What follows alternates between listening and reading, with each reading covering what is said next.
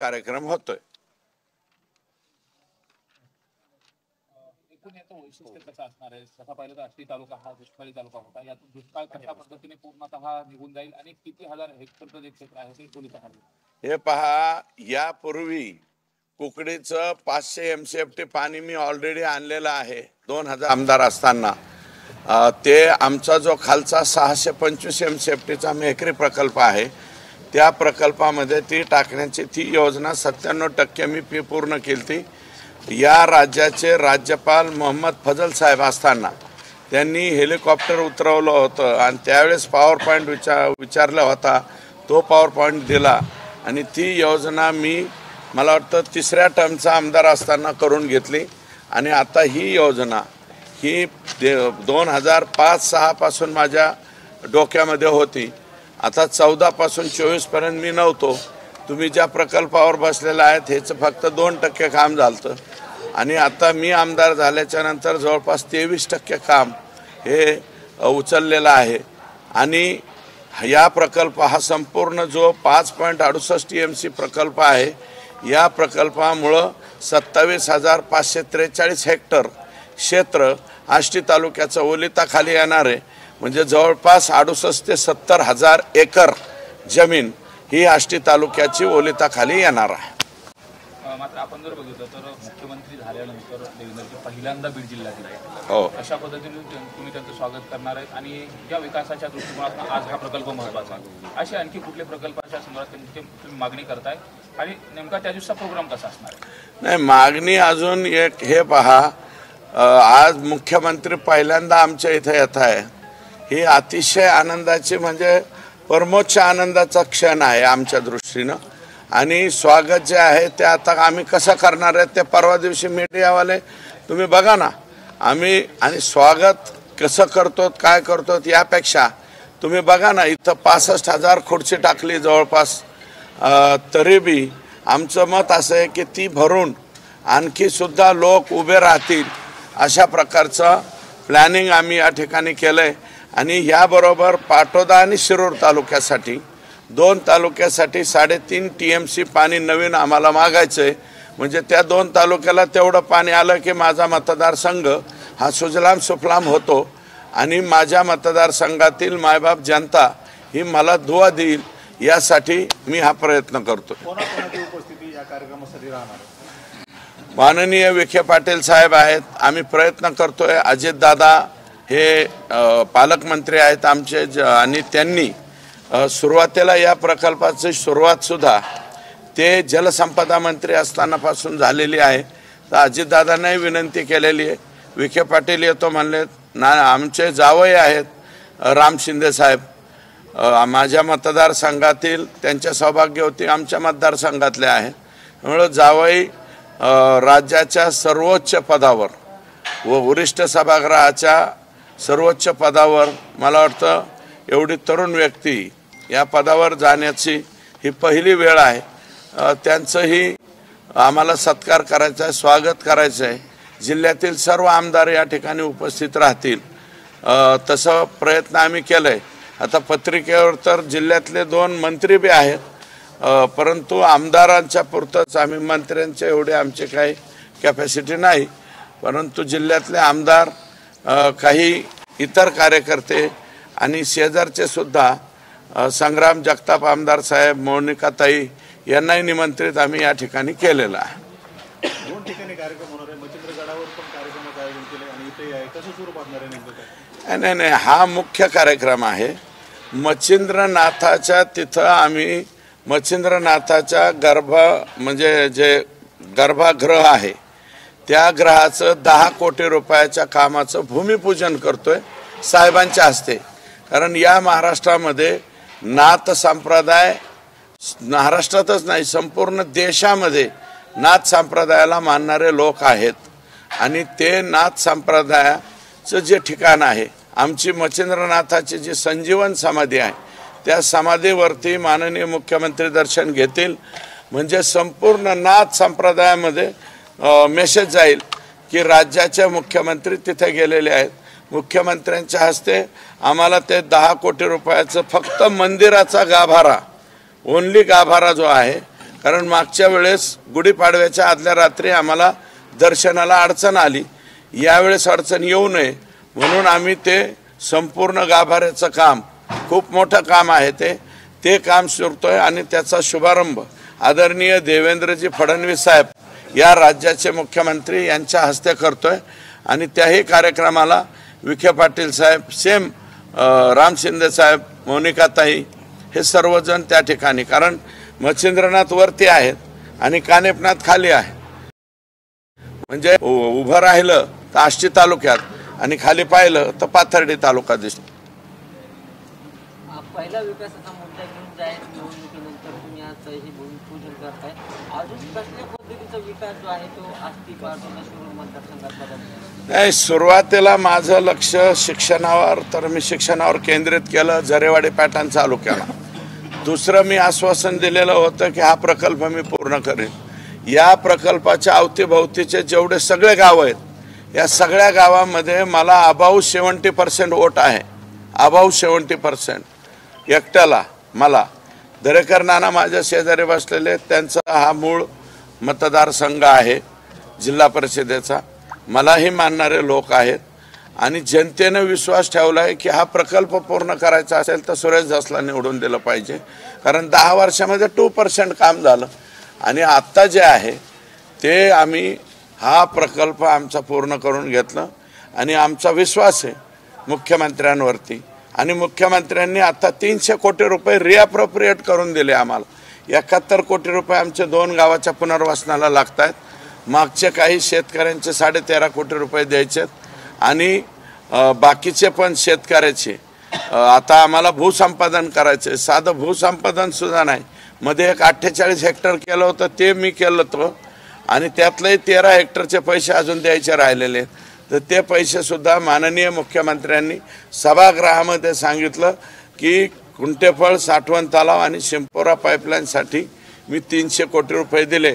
आत्ताच मला ACS साहेबांचा फोन आला होता की ते आमचं रिअप्रोप्रिएशन फायनल होतं आहे, उद्यापर्यंत हे होतील आणि परवापर्यंत पुनर्वसनाचे पैसे द्यायला कलेक्टरांकडे पैसे येतील. अण्णा, सीना प्रकल्प देखील असंच तुम्ही जोडून काम केलं होतं, मात्र तुमचं नाव हे सगळं कुठे या सगळ्या प्रकल्पामध्ये आलं नव्हतं. हे पहा, सीना ते मेकरी ही योजना 97% मीच पूर्ण केली. फक्त स्विच रूमचा कलर राहिला होता, तेवढा कलर हाणला आणि माझ्या पुढं जे 14च्या नंतर आमदार आले त्यांनी त्यावेळेस याच मुख्यमंत्री महोदयांना बोलवलं, देवेंद्रजींनाच बोलवलं. वाईट त्यात मला एवढं वाटलं होतं की मला त्या कार्यक्रमाला निमंत्रित सुद्धा केलं नव्हतं. मला त्याचं वाईट वाटलं, कारण 97% योजना मी पूर्ण केली. आता ती योजना कार्यान्वित झालेली आहे. ही योजना वेगळी आहे.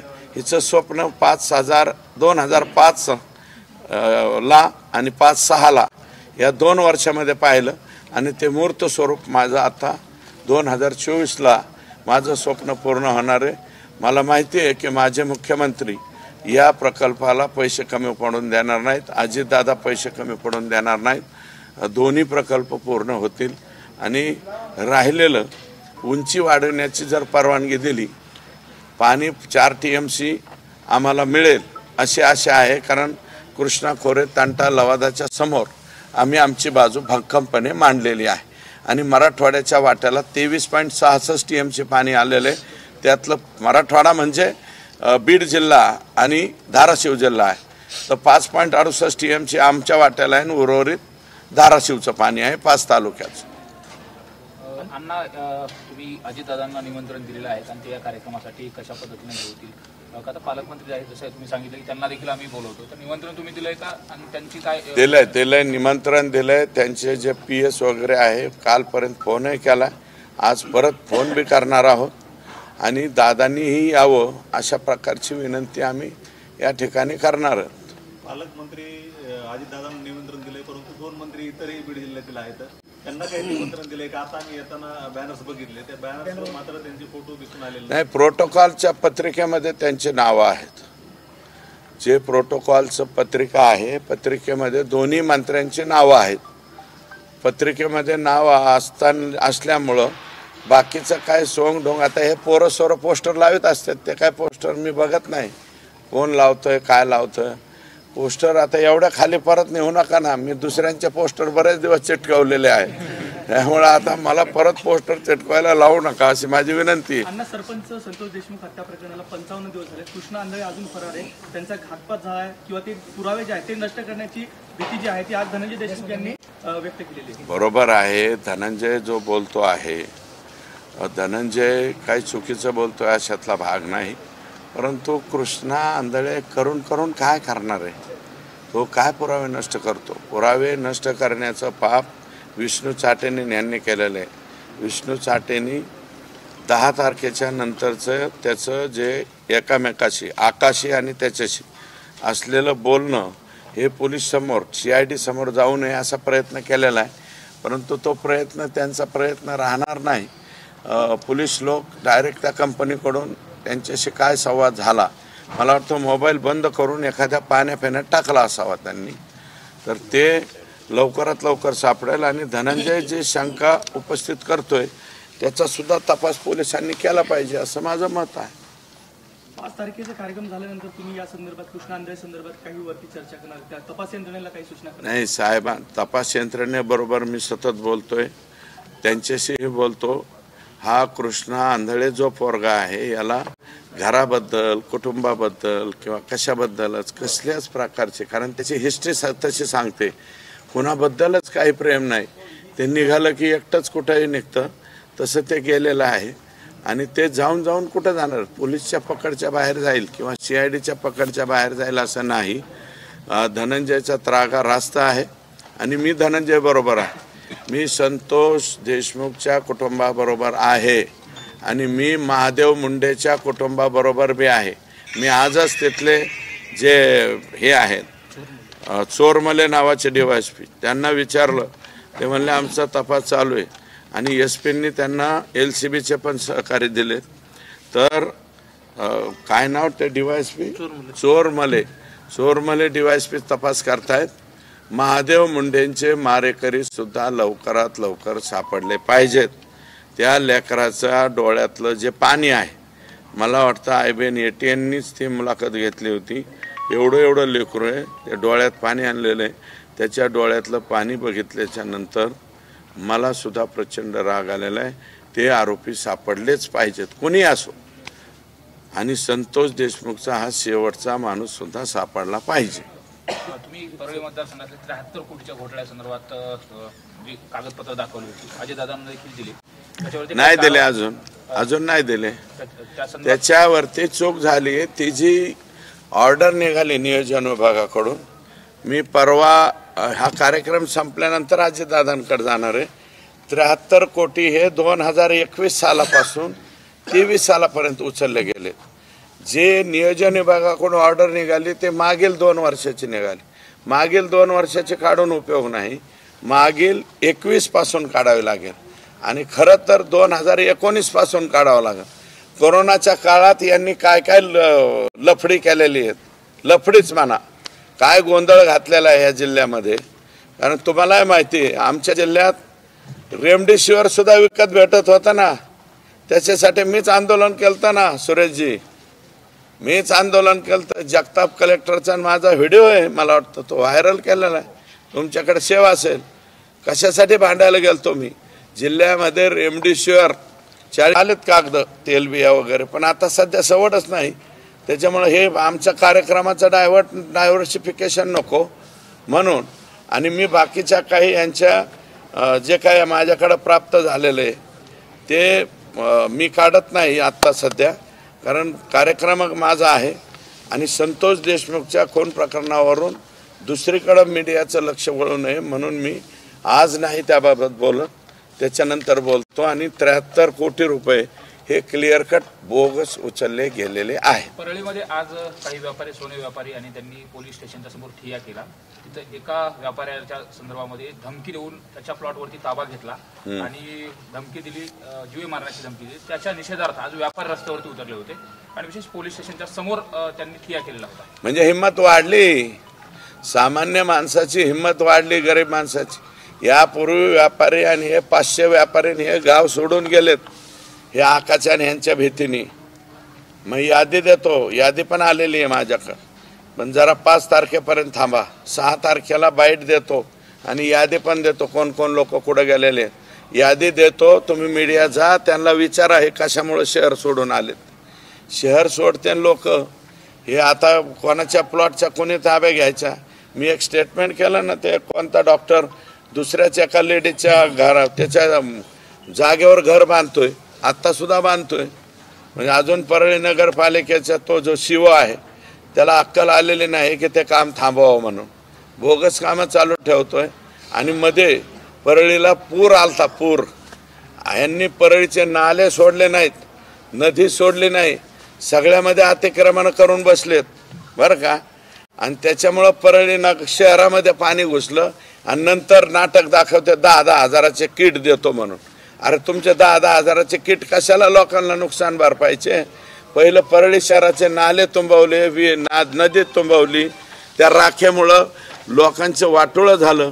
आणि काही काही राख सम्राट आहेत ना, यांचे घरं आपल्या राज्यपाल महोदयाचा बंगला आहे ना त्याच्यापेक्षा सुद्धा मोठे. जरा जाऊन बघा तिथले काही राख्या. आणि माझं मत आहे इन्कम टॅक्सवाल्यांनी जरा परळीकडे लक्ष द्यावं. हे बाकीचे म्हणजे मोठाले आका बेका हे तर झालं ह्यांचा कार्यक्रम आता, पण बाकीचे आकाच्या खालचे जे छोटे आका, त्याच्यापेक्षा छोटा आका, पिल्लू आका, टिल्लू आका, सुल्लू आका हे जे आहेत हे जरा शोधा म्हणा. यांचे बी राज्यपालाच्या मला एवढाले जर घरं असतील तर मग अवघड आहे ना. हे काय पोलीस अधिकारी भास्कर केंद्रेकडे 300 हायवा असल्याचा आरोप तुम्ही केला होता, मात्र त्यांनी हा माझ्याकडे साधा टायर देखील नाही असं त्यांनी म्हटलं आहे. जाऊन बघा ना, मी म्हणतो म्हणून नाही. टायर 300 हायवा ना 100 म्हणलो, अजूनही ठाम आहे. 15 JCB आणि तिथला मटका किंग जो आहे हा भास्कर केंद्रे किती म्हणजे भारी आहे, भारी. ते तुम्हाला 15 वर्ष झालं तो परळी तालुक्यातच राहतो. कसं काय राहतो तो, कशासाठी राहतो तो. करुणा मुंडेच्या ह्याच्यात हे टाकणारा हाच भास्कर केंद्रे. हां, भास्कर केंद्रे आणि बऱ्याच लफड्यात आहे. भास्कर केंद्रेला म्हणा तू लय पुढचं सांगू नको. मागचं जे बऱ्याचशा प्रकरणात भास्कर केंद्रेचं नाव माझ्याकडे आलंय. खोट्या नोटामध्ये सुद्धा भास्कर केंद्रे आहे. ते काय सांगायला, खोट्या नोटा सुद्धा परळीमध्ये, पुणे तिथे काय उन्हे तसं परळी तिथे काहीच कमी नाही आहे.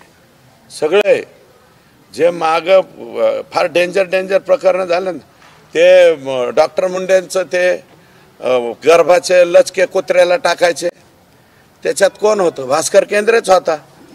तपास अधिकारी हे ते.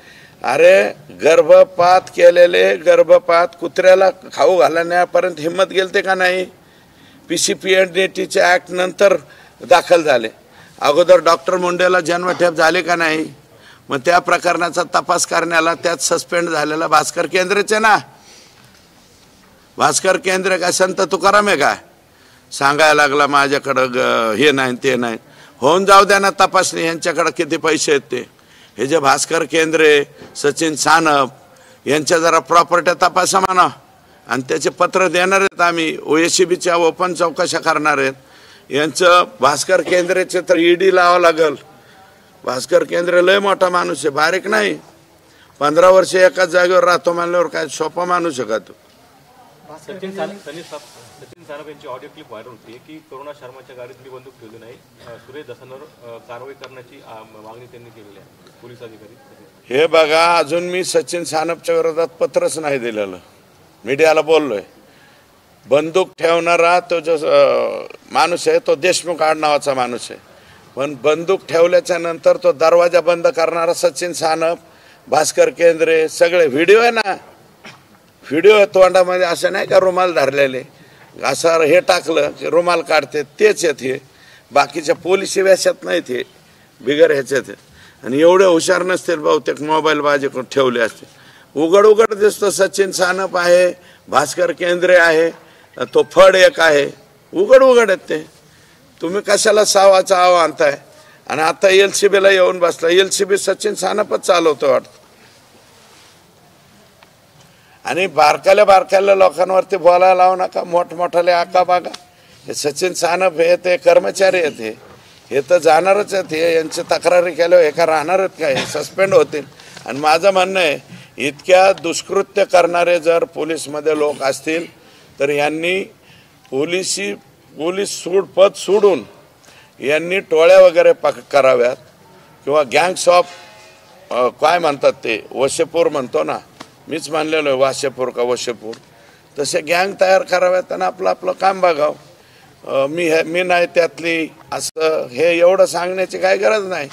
तुम्ही सगळ्याच ह्याच्यात आहेत. मुख्यमंत्री येतात बीडमध्ये, मग या सगळ्या ज्या काही गोष्टी आहेत या संदर्भात मुख्यमंत्र्यांकडे काय स्पेशली तुम्ही बोलणार आहात का? आणि एकंदरीत बीडला ज्या पद्धतीने चाललंय थांबलं पाहिजे यासाठी काही तसं स्पेशल? नाही काय थांबलं पाहिजे? माणसं मारायला लागलो का मग थांबन? हे आमचे माणसं मारायचे थांबल्यावर थांबल ना. अजून बराच तपास व्हायचा आहे, अजून बरेच आरोपी पकडायचे, बऱ्याच लोकांवरती मोके व्हायचे, वाळूवाले राहिलेत, अजून राखेवाले. आजही कोट्यवधी रुपयाच्या राखेचे ढिगारे यांचे तिथं पडलेले. रात्री 9च्या नंतर गाड्या काढते. हे जरा SP आणि कलेक्टरांनी थांबायला पाहिजे. आणि तिथलं जे ह्याचा माणूस आहे तो पण चुकीचा दिसतोय थर्मलचा. ओके, सचिन साना पण हे संत झालेत का?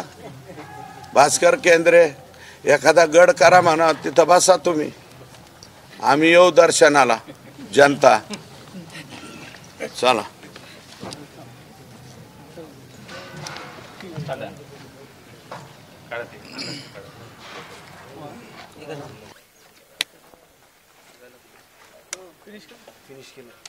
सचिन साना पण यांची बोलण्याची हिंमत कशी